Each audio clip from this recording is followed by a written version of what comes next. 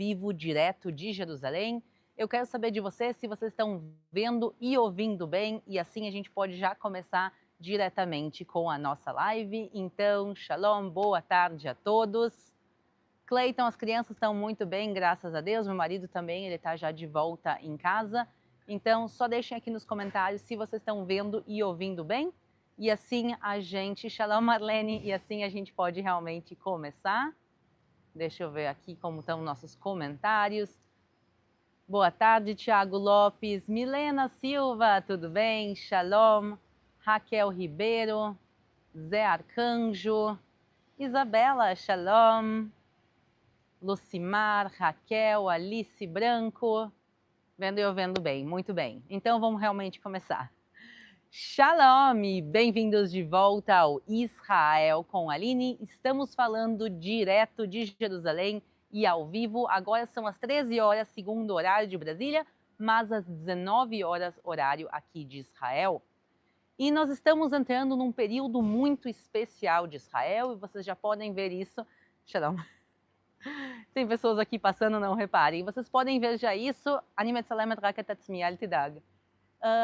Nós estamos vendo isso já aqui atrás, com os tabernáculos sendo montados, as cabanas. Até rolar a Beceda. Nós estamos vendo aqui os tabernáculos, as cabanas atrás de mim. Deixa eu mostrar um pouquinho elas para vocês. Então a gente pode ver aqui que as ruas de Jerusalém, elas estão cheias de cabanas. Vocês podem ver aqui, por onde a gente caminha, a gente vê elas. E isso tudo é em preparação à festa. Olha aqui, elas seguem, por todos os lados por onde a gente olha, a gente vê elas. E isso tudo é em preparação para amanhã. Amanhã, ao pôr do sol, começa a festa de tabernáculos, uma festa bíblica, também conhecida na Bíblia como a festa das cabanas ou a festa das colheitas, ou como a gente chama em hebraico, a festa de Sukkot. E ela começa daqui a aproximadamente 24 horas, quer dizer, amanhã o pôr do sol ela já começa, e por isso está todo mundo aqui fazendo os últimos preparativos, por isso tinham pessoas aqui também na minha frente passando, provavelmente porque eles queriam ver se o tabernáculo, se a cabana deles estava tudo certo, estava tudo bem, para os preparativos de amanhã. E essa é uma festa bíblica muito importante, de muita alegria. Essa festa relembra os 40 anos que o povo de Israel vagou no deserto, logo após a saída da escravidão no Egito e antes de entrar na Terra Prometida.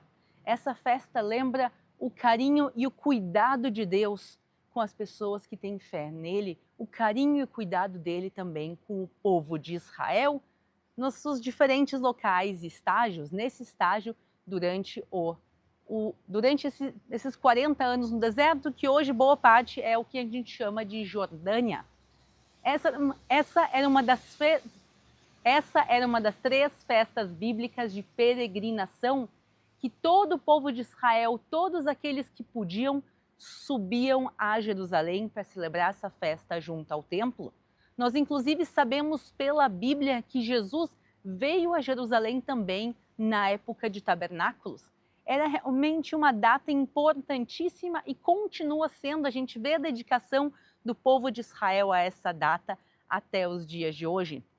Então, amanhã, ao pôr do sol, todas as famílias vão sentar, cada um no seu tabernáculo. Quer dizer, cada tabernáculo desses pertence a uma família. E cada família senta, faz a sua refeição, faz as orações dentro do tabernáculo. E a ideia do tabernáculo é que o teto ele tem que ser normalmente de folhas ou de plantas e não pode ser nada fixo e duradouro.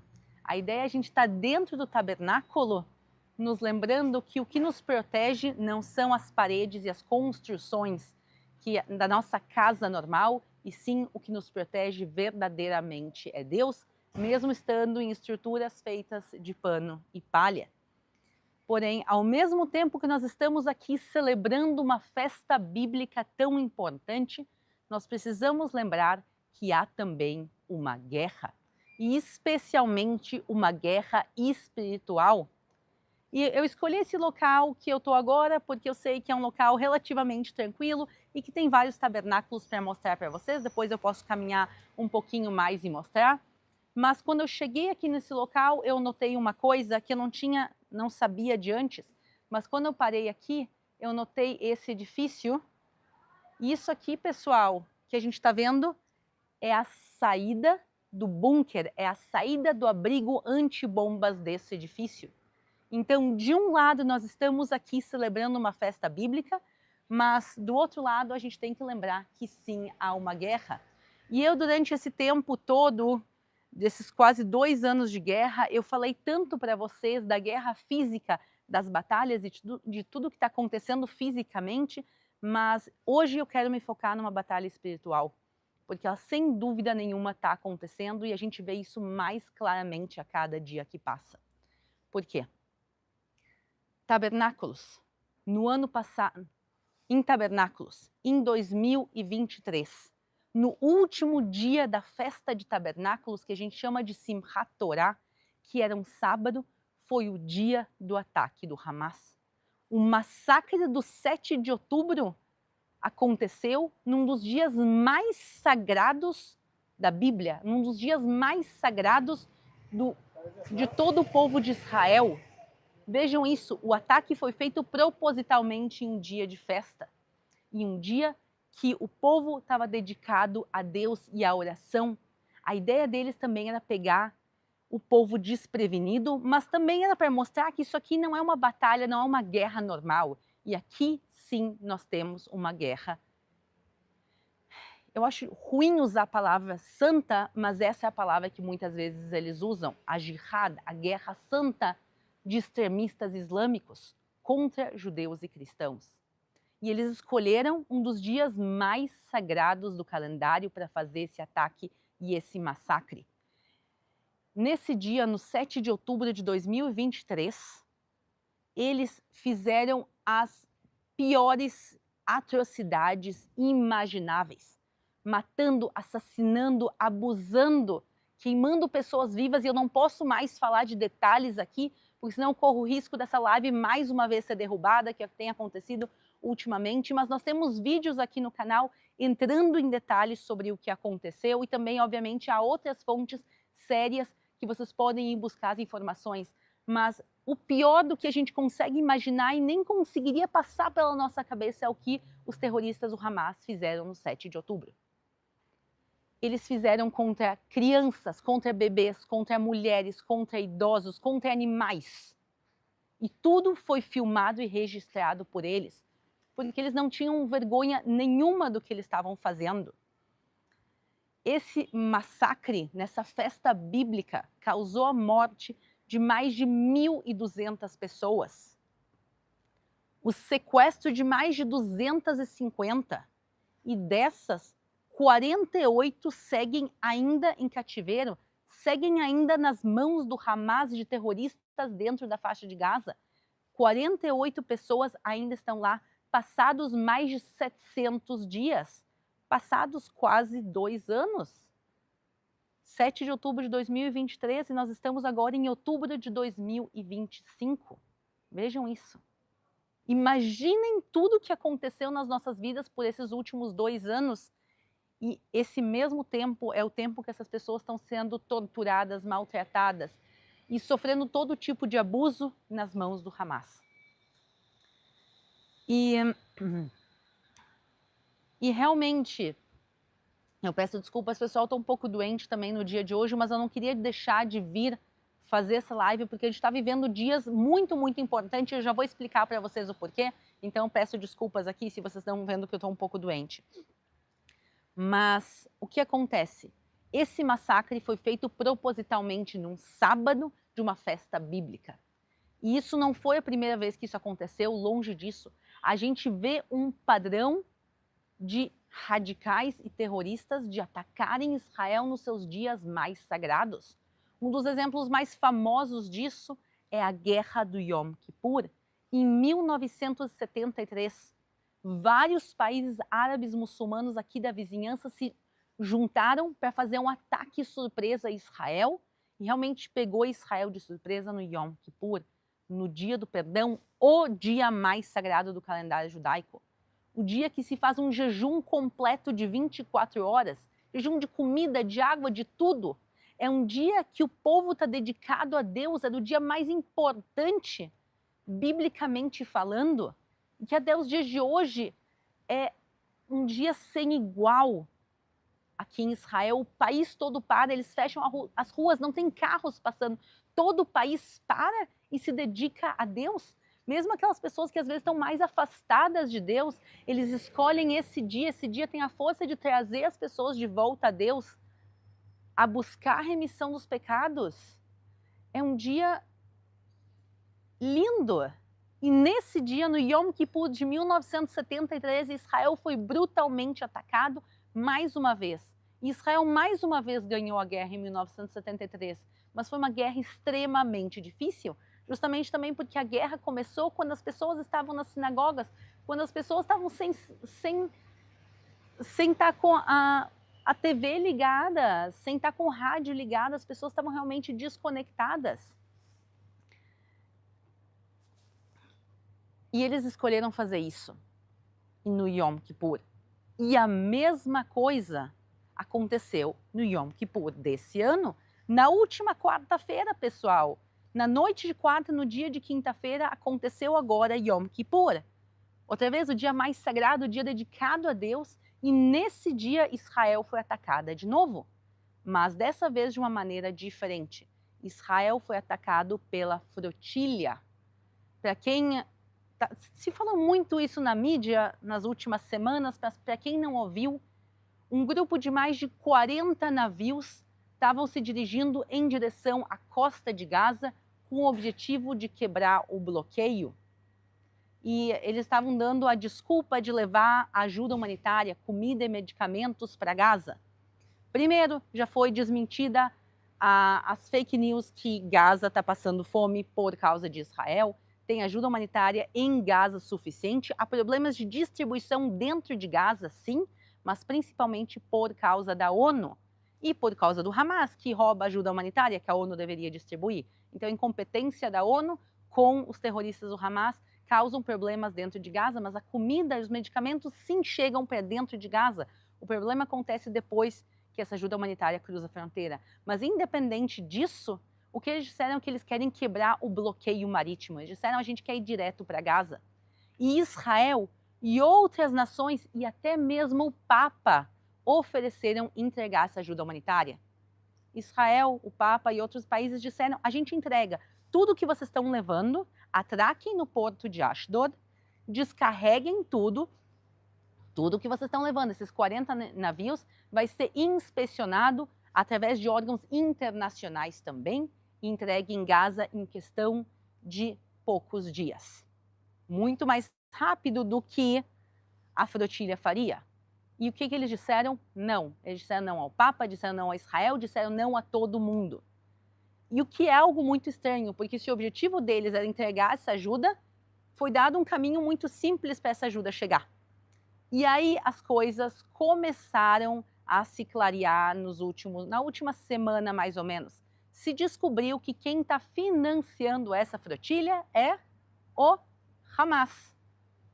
Pois é, o PCPA, se vocês quiserem podem buscar essa sigla na internet, o PCPA, que é o órgão internacional do Hamas, seria como uma embaixada do Hamas em diversos países, eles que financiaram essa flotilha. Então, quem pagou por esses navios foi o próprio Hamas, e as pessoas que estavam dentro dos navios, na sua grande maioria, eram pessoas que queriam o quê? Fama.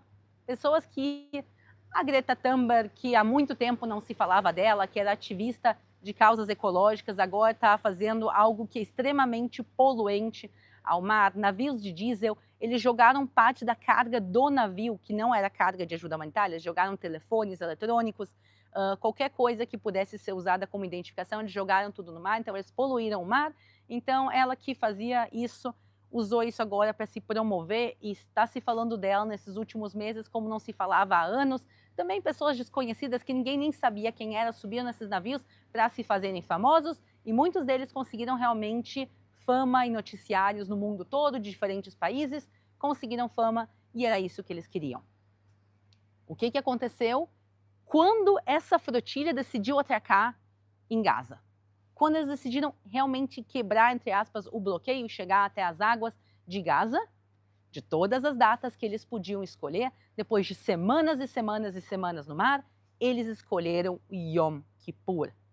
E eu posso garantir para vocês que isso não foi uma coincidência. Semanas de viagem, meses e meses de planejamento, eles chegam justamente no Yom Kippur para pegar Israel desprevenido, para outra vez tirar o povo da sua conexão com Deus. Em vez das pessoas estarem agora dedicadas a Deus e orando, as pessoas têm que ficar cuidando das suas fronteiras. Para pessoas que são financiadas por terroristas, eu não sei se eu posso chamar eles de terroristas, apesar de eles estarem cometendo atos ilegais, eles escolheram Yom Kippur e é uma vergonha todas as pessoas que apoiaram essa flotilha. E aí o que aconteceu? O que todo mundo sabia que ia acontecer, inclusive as pessoas que estavam na flotilha sabiam que ia acontecer, eles chegaram próximas às águas de Gaza, Israel mandou navios, interceptou todos os navios até o porto mais próximo em Israel, botou todo mundo em aviões e mandou cada um para o seu respectivo país, depois de eles assinarem os termos, se comprometendo a não voltar para Israel. E a propósito, alguns deles já tinham assinado esse termo antes e descumpriram. E aí se entrou nos navios. E o que se descobriu, que eu acho que é algo que não choca a ninguém que conhece a história. Se entrou nos mais de 40 navios e se descobriu que não tinha ajuda humanitária. Ouçam bem, a flotilha que estava levando ajuda humanitária não tinha ajuda humanitária dentro dos navios. Essa ajuda humanitária não foi jogada no mar, não foi confiscada, ela simplesmente não existia. Porque todo mundo que estava nesses barcos sabia que não ia chegar em Gaza. Todo mundo sabia. E esse não era o objetivo nem do Hamas, que não precisa disso, porque eles já roubaram toneladas e centenas de toneladas de ajuda humanitária, e também as pessoas que estavam no navio sabiam que não iam chegar, e não é esse o objetivo deles. E eles escolheram fazer isso no Yom Kippur. E por isso eu digo, isso aqui não é uma guerra normal. Quando a gente olha a Primeira e a Segunda Guerra Mundial, guerras históricas, era comum em festas religiosas se parar a guerra. A gente tem, pois, na Primeira e na Segunda Guerra Mundial, houveram batalhas interrompidas por causa do Natal, para que pelo menos parte da Europa que celebra o Natal pudesse celebrar o Natal, mesmo que nas trincheiras não precisassem lutar no dia 24 e 25 de dezembro. As guerras normalmente param durante guerra. Também durante esses 2 anos de conflito, durante esses 2 anos de guerra, a ONU insistiu, quis obrigar Israel a parar o conflito, de parar a guerra durante o mês do Ramadã, que é o mês sagrado dos muçulmanos. A propósito, isso seria parar unilateralmente. Israel deveria parar, mas o Hamas não. Quer dizer, o Hamas poderia usar esse mês para fazer o que eles quisessem, Israel precisava parar e, obviamente, Israel não interrompeu os seus esforços para... Nahon. A mulher que passou aqui também não gosta do Hamas. Então, o que aconteceu é que o Hamas poderia continuar fazendo o que eles estão fazendo, tanto com a população deles como com a nossa durante esse período, mas Israel seria obrigada a parar, mas, obviamente, Israel não aceitou, Israel continuou nos seus esforços para destruir o Hamas dentro da faixa de Gaza e também terroristas em outros lugares. Então isso não aconteceu. Mas a ONU, que queria que Israel por 2 meses parasse de se defender, não pôde pedir que por 24 horas Israel não fosse atacado, sabendo que esse era o plano dos inimigos de Israel. Quer dizer, para a festa bíblica em Israel não se para. Para festas muçulmanas, sim. Para outras ocasiões, sim. Vejam aqui mais uma vez a hipocrisia da ONU, que também causa sofrimento tanto em Israel como em Gaza. A ONU não é inocente nessa história. Eles têm um poder gigantesco, eles não usam o poder deles para o bem.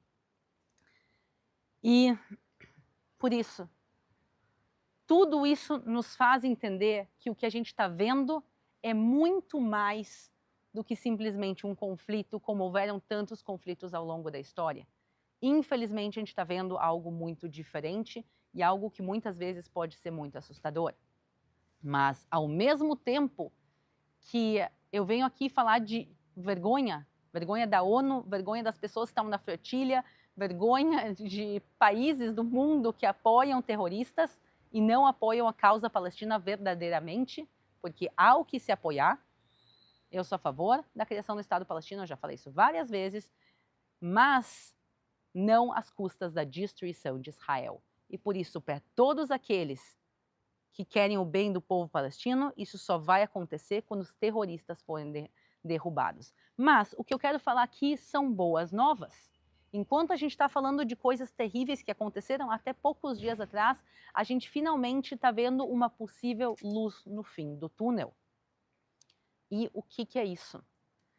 Agora, neste momento, há poucos dias atrás, foi apresentado um plano em conjunto de vários países, liderado pelos Estados Unidos, e é um plano de um cessar-fogo, de um fim da guerra. É um plano de 20 pontos. Esse plano ele tem alguns pontos e eu quero falar alguns principais para vocês. O primeiro seria um cessar-fogo imediato. A guerra terminaria. No momento que se assinar esse cessar-fogo, a guerra termina no mesmo momento. O segundo ponto é que todos os sequestrados, os 48 israelenses e estrangeiros que estão nas mãos do Hamas devem ser libertados. E nesse momento, entre esses 48, há judeus, cristãos e muçulmanos sequestrados. Os 48 precisam ser libertados em até 72 horas. E em troca disso, Israel vai libertar mais de 2.000 terroristas, muitos deles cumprindo penas de prisão perpétua por terem assassinado pessoas, por terem feito ataques terroristas. Também, como parte desse plano, seria a retirada das tropas israelenses de dentro da faixa de Gaza, em fases, mas seria uma retirada total das tropas israelenses dentro de Gaza. Israel se comprometeria em não anexar a Cisjordânia, quer dizer, a Judéia e a Samária. Israel se comprometeria a não atacar outra vez o Catar. E a pergunta, o que o Catar tem a ver com isso, pessoal? A liderança do Hamas, dos mesmos terroristas que causaram 7 de outubro, os mesmos terroristas que estão dirigindo a guerra, à distância eles estão fazendo isso do Catar. Então, para atacar o Hamas, se precisa não atacar somente a faixa de Gaza, mas também, por exemplo, o Catar. Israel atacou uma vez o Catar durante esse conflito, então Israel se comprometeria a não atacar o Catar outra vez. E eu tenho aqui os pontos escritos só para ver que eu não esqueci nenhum. E o mais importante, obviamente, seria que o Hamas precisa se desarmar. O Hamas precisa entregar todas as suas armas, que não são poucas, e o Hamas se compromete a não ser parte de um futuro governo de Gaza.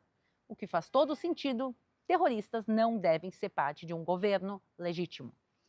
Então, tudo isso faz parte desse plano, e esse plano foi entregue pelos Estados Unidos e ouçam bem que outros países.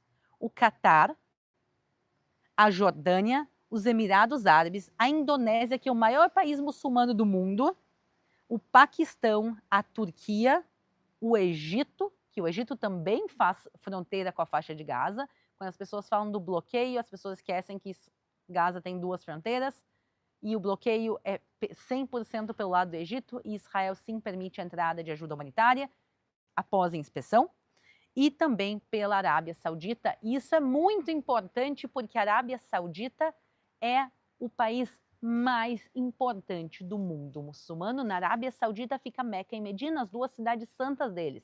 É o local para onde eles fazem peregrinação, então a Arábia Saudita é um país muito, muito, muito importante quando a gente fala do mundo muçulmano. E todos esses países juntos chegaram e botaram essa proposta na mesa, e Israel, vocês acham que aceitou, sim ou não? Vocês podem deixar aqui nos comentários a sua opinião. Então, vocês acham que Israel aceitou, sim ou não? Vocês podem também dizer se vocês acham que o Hamas aceitou, sim ou não. Então, qual a resposta?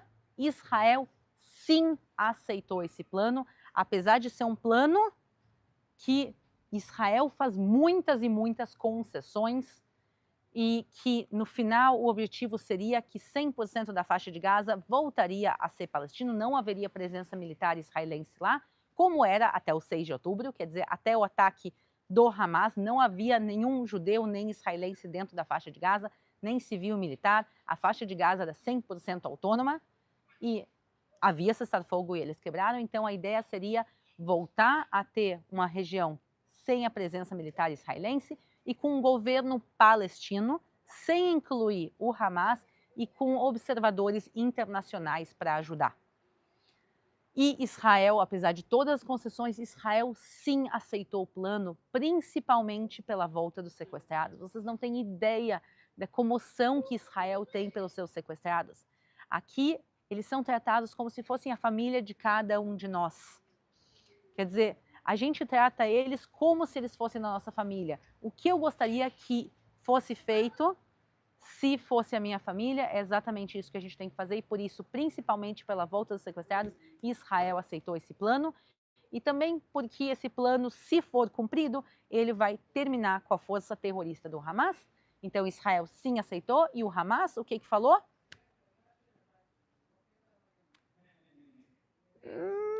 Não, eles na realidade não disseram não claramente, porque isso causaria uma repercussão internacional muito grande, principalmente dos próprios países árabes muçulmanos e não muçulmanos, árabes muçulmanos também, não árabes muçulmanos, que pressionariam o Hamas a aceitar. Então eles não disseram não, mas eles disseram nós estamos dispostos a negociar. Eles estão aí empurrando o tempo, eles estão empurrando o tempo com a barriga para não dizer sim, então eles vão chamar a mesa de negociações e vão ficar enrolando semanas, eles vão pedir para mudar um ponto, daí vai se assentar como vai ser a mudança, eles vão pedir outro ponto, e outro ponto, e outro ponto, e assim eles podem arrastar por semanas, se não meses, e é isso que eles têm feito desde o início da guerra, desde que se começou as negociações, Israel aceita, o Hamas não aceita e empurra com a barriga isso para frente.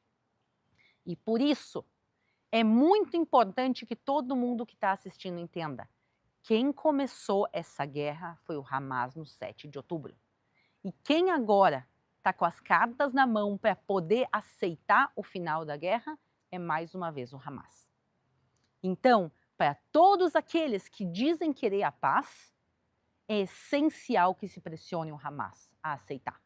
Porque não há absolutamente nada nesse plano que seja contra o interesse do povo palestino, bem pelo contrário. Esse é um plano que prevê no futuro a criação de um Estado palestino, mas não governado por terroristas, o que seria uma solução ideal. E a propósito, 71% da população de Israel é a favor desse plano. Não todos têm esperança que o Hamas vai aceitar, mas 71%, que é uma grande porcentagem da população, sim aceitou, e também tem a porcentagem, uma pequena porcentagem que é contra, e também muitos que não têm certeza ainda, mas o Hamas agora tem a possibilidade de terminar essa guerra amanhã. Como eu falei, é um cessar-fogo imediato. E por isso,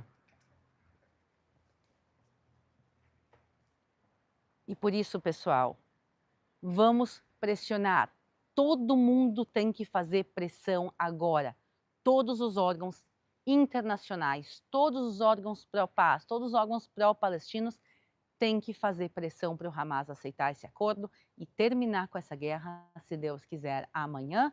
E o Trump já ameaçou. Ele disse que o Hamas precisa aceitar esse plano. Como também o Trump disse a mesma coisa para Israel, ele disse: acabou de palhaçada, acabou com essa guerra, a gente vai fazer um acordo que os dois lados têm que abrir mão de muita coisa e buscar o melhor para os dois. Obviamente não é um plano perfeito, mas a gente está mais próximos que nunca do final dessa guerra, e por isso, quando eu estou aqui caminhando com vocês, olhando para a festa de tabernáculos, que nos dias de hoje, quando a gente fala com a população de Israel, essa festa bíblica, as pessoas estão montando as suas cabanas com as instruções como a gente deveria fazer, mas ainda a gente tem essa cicatriz aberta dentro de nós. Lembrando que justamente eles escolheram fazer o pior massacre de judeus desde o Holocausto, o pior ataque da história do Estado de Israel, justamente num dos nossos feriados mais alegres. E por isso a gente está vendo aqui, por exemplo, nessa cabana, a gente está vendo um soldado caído na guerra. Então a gente tem esse paradoxo de, por um lado, nós estarmos falando de uma festa bíblica alegre, por outro lado, essa festa sim nos relembra esse massacre, sim nos relembra a guerra, mas que Deus quiser, esse 7 de outubro, o final dessa festa vai terminar de uma maneira completamente diferente do que há 2 anos atrás. E que a gente consiga terminar essa guerra nos próximos dias, se Deus quiser. mas isso a gente realmente só vai saber nos próximos dias, nas próximas semanas. Eu vou manter vocês atualizados e eu quero desejar a todos vocês, a todos que celebram, Hag Sukkot Sameach, uma festa abençoada, uma festa de tabernáculos alegre e que nós possamos nos conectar com Deus sem medo pelas nossas vidas, sem medo da maldade nua e crua dos terroristas. Então, um abraço a todos e nos vemos, se Deus quiser, com boas notícias. Shalom.